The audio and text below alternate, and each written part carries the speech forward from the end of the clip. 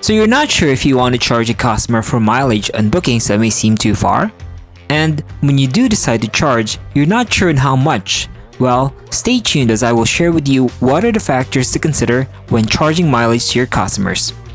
Hey everyone, it's Ryan here from Mobile Detailing Secrets, where you'll find valuable information on how to be successful and build wealth through mobile auto detailing.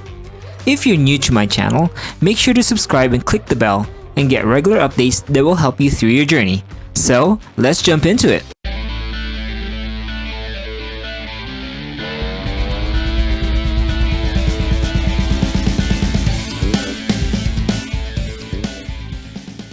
Mileage for the purpose of business is defined as an allowance for traveling expenses at a certain rate per mile.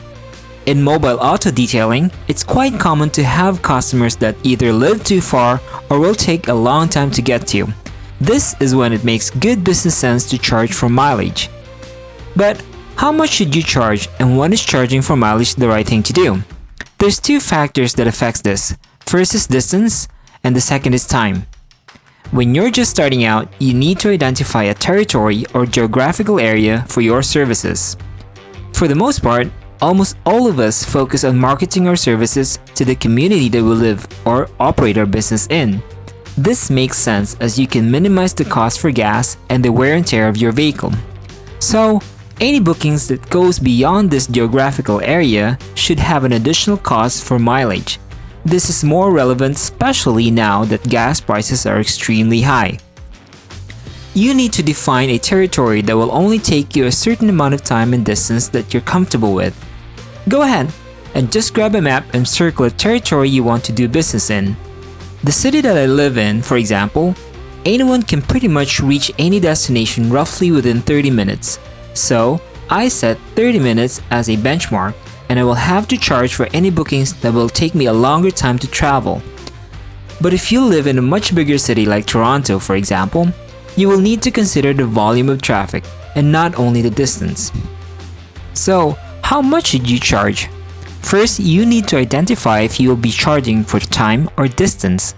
If you decide to charge for distance, then charge your customers as per the kilometer you travel. Rates can vary anywhere from 25 to 35 cents per kilometer. Set a price that you and your customer are comfortable with to be fair to your customer. You need to set this price not from the point of origin, but from where your territory ends to your customer's location.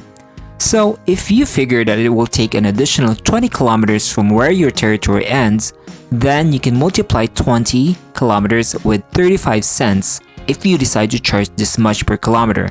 Hence, you will need to add $7 as an out-of-city surcharge. Another way to charge your customer mileage is to have set prices depending on zones. You can get this by creating areas of scope depending on distance from your base.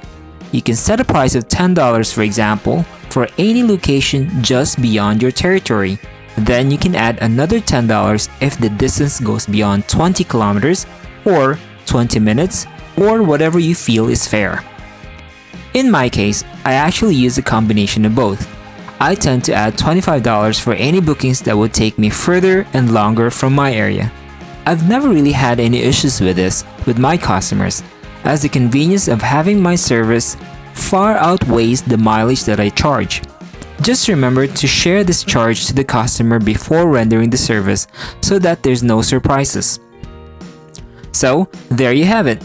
Hope you find this helpful, and let me know if you charge mileage differently in your area. Every city and location presents different variables that affects mileage, so there's really no set formula, and all you need to remember is trust your gut and do what is right for your business and your customer. Don't forget to like and subscribe my channel. This really helps me get inspired to make more videos like this. Until next time.